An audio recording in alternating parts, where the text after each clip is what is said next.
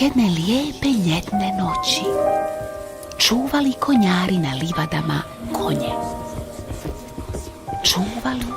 Čuvali, a napokon zaspali.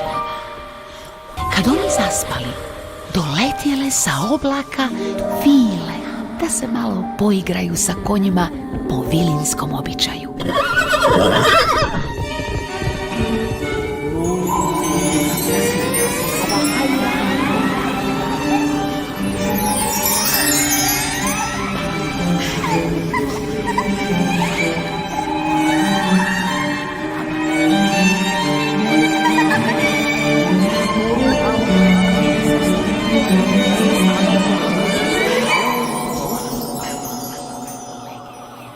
Bijaše među vilama jedna mala vila po imenu Kosjenka, koja bijaše one noći prvi put sašla na zemlju sa oblaka.